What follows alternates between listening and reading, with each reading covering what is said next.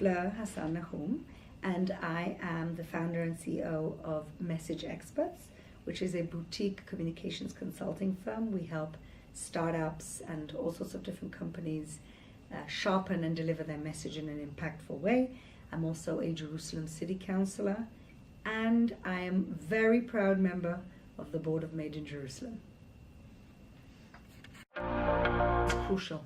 If you can't communicate to people why your idea is unique, then the idea, it'll only stay an idea. And just keep going. Just keep meeting more people. Talk a lot about your business. Be able to sell your business. Be enthusiastic about your business. And tell everybody about it. It doesn't have to be necessarily somebody who you think might be a potential client. You know, Israel is a small place. You talk about what you do. Many people, I found work and I found clients by just talking about it, and somebody said, oh, I know somebody who needs this type of help. Not that they were the clients, but they always knew clients. So I think it's good to be able to, at any moment, sell yourself, network yourself, and be open to talk about what makes your product or your business unique. And that's what I help my clients to do. And that's what I do a lot for myself in order to advance my business. So in Jerusalem, the advantages are monetary advantages. If you set up a startup here and you employ a certain amount of workers, you get a certain amount of subsidies from the government through the municipality. You get subsidies on rent, you get subsidies on taxes you have to pay, and you get subsidies on workers that you have to employ. So it's actually worthwhile setting up a startup in Jerusalem, even if you're not from Jerusalem. So that's the first advantage. And the second advantage, which is I find is really amazing, fascinating, is the fact that the Jerusalem ecosystem is not just an ecosystem, it's a community. What does that mean? A community means that when I need help, even if you're my competition, you help me. And that's what it's like in Jerusalem, and that doesn't happen anywhere else in Israel. That people helping competitors because they believe, as we all believe, that growing the ecosystem is good for all of us. So even your competitors, it's good to help. And that's what makes the Jerusalem ecosystem unique, that it's a beautiful community. And I learned something very valuable from a Para-Olympian medalist, Israeli. Her name is Moran Samuel. She won the rowing bronze medal in the last Paralympic championships. And she taught me something very valuable. She used to be a basketball player. And she said to me, in sport, when you hit something and you miss, what is the first thing you have to do? So I said, I don't know. She said, the first thing, I said, try again. She said, yes, but before that. I said, what? She said, the first thing you have to do when you F up is to forget you F'd up for that second and just go again. Because that can sort of make you fall again if you're just focusing on how you failed. So it's important to learn from your failures afterwards. But at that moment, you've got to quickly forget about it, get up, put yourself in the mindset of winning, and go and win. And I think that's probably the best piece of advice I can give to anybody. It's good to look back and see where you went wrong, what you could have done right. But at that moment, you can't let that stop you. You've got to brush yourself up, get up, and move forward, and forget that you missed that shot and go for another shot. I've got to say that my life, I'm very privileged because of the job I have in my business. I get to sit down with the top minds of this country. I get to sit down with the top scientists in this country and the top CEOs of the country. And from every one of my clients, I learn something. So I'm not just teaching them what they need to do to speak better, to message better, to brand themselves better, but I'm also getting so much back that then helps me help more people and myself. So I'm in a very, very privileged position that I really get to speak to the strongest voices in this country, which in turn strengthens my own voice. So life-changing, there's nothing very life-changing. I had 4 children, that was pretty life-changing. But being an entrepreneur has been life-changing because I never saw myself as an entrepreneur. I always worked, was a good worker, and I ran an organization, I was an executive director, but I never had my own business. Running my own business has made me develop in all sorts of different ways and gives me the courage to do things that I wouldn't have if I hadn't been if I wouldn't be an entrepreneur. When am I in the zone? When I'm in the zone, when I love doing messaging sessions with clients, when they have one particular, with a product to sell or idea to sell, and I love that moment when you're working at a message for an hour and a half, and the message is not something I come up with on my own. I facilitate it. It's brainstorming. It's the best of teamwork, and that moment when you hit that message, you hit the message that that's going to resonate with everybody, and that people are going to repeat because it's so sharp, so good, so concise. And those are my kind of in the zone moments. I love those moments.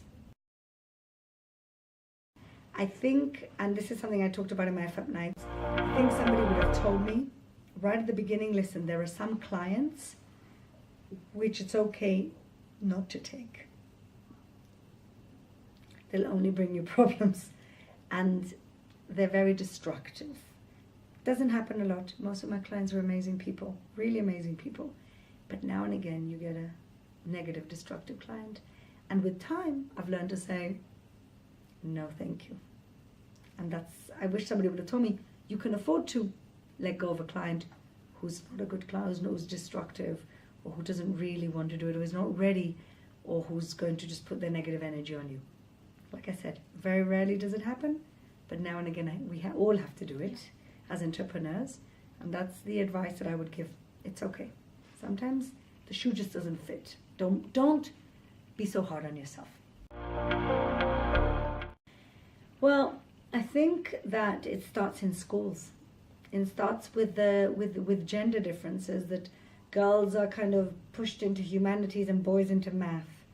It happens pretty early, and I think that we have to start looking at the root cause of the problem, bringing more STEM subjects into schools younger, encouraging more girls to take STEM subjects, and so on and so forth, and creating more opportunities for women. I believe in affirmative action. In England we call it positive discrimination, that there's something we have to fix, and until we actually fix the root cause, then you have to provide those opportunities for the women. A lot of mentoring of women.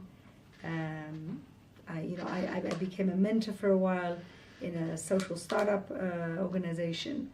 I think women mentors are important, making the opportunities, and for women themselves, don't be afraid to ask for what you want.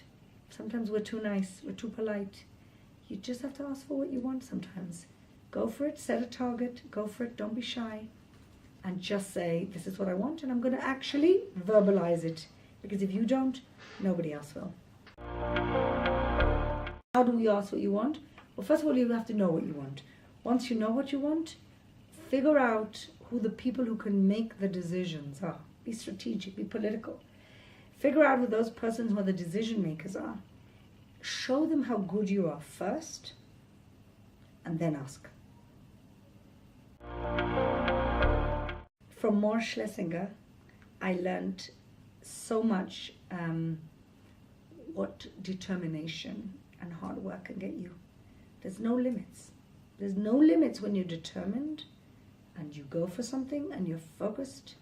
And she taught me that not just from her career as a top VP engineer, but also in her marathons that she runs and in helping people who can't see or who have some type of disability. She pushes them to their limits to run with her and to do all these crazy things that she does, triathlons.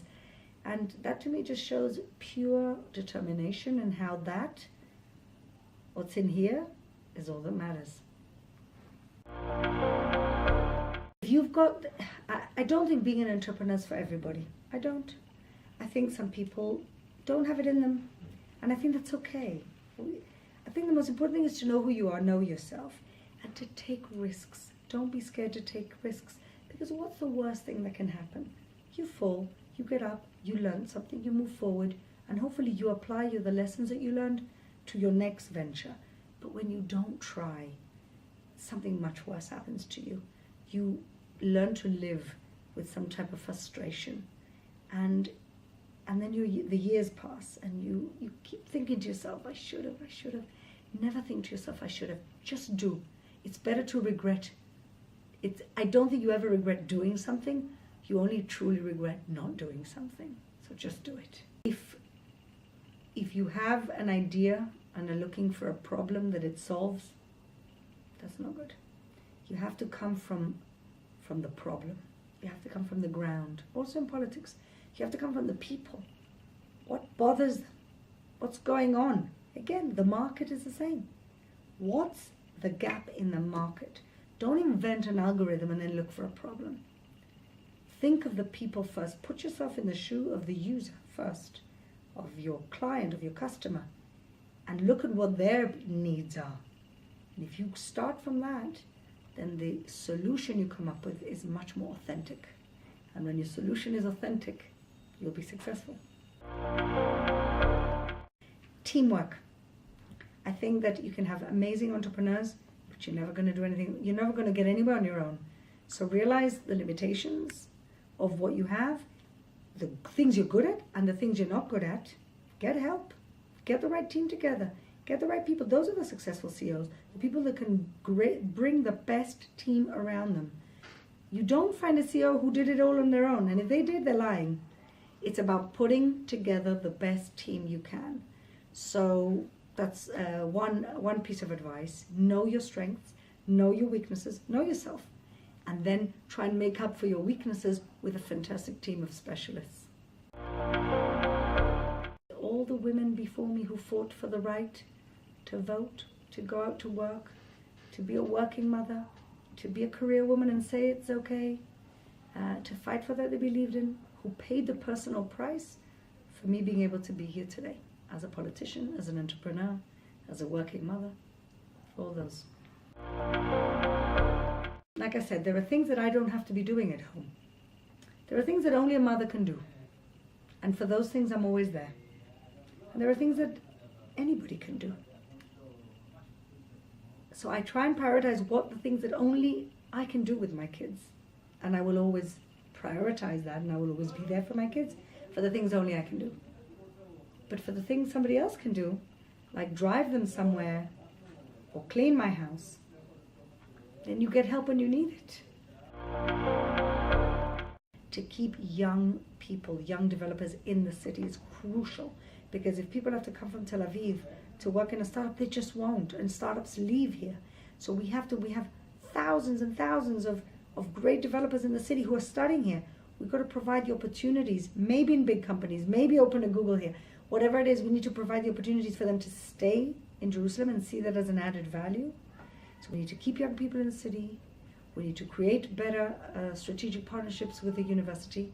And in terms of women, we need to provide more opportunities, more role models who are successful women, and more STEM subjects in girls' schools and for girls around the city. We've got to make sure that they stay, A, because they want to stay, because the city is pluralistic and diverse enough that they see themselves here, and they see themselves raising a family here, and 2, provide the professional opportunities for them to want to stay, for it to be impossible for them not to leave. That's what we have to do. And we're still a long way away from that, and I work very hard for that every single day. And I hope that in the next 5 years we will really see not just Jerusalem as city, Jerusalem the capital of the startup nation, taking the lead in the startup nation.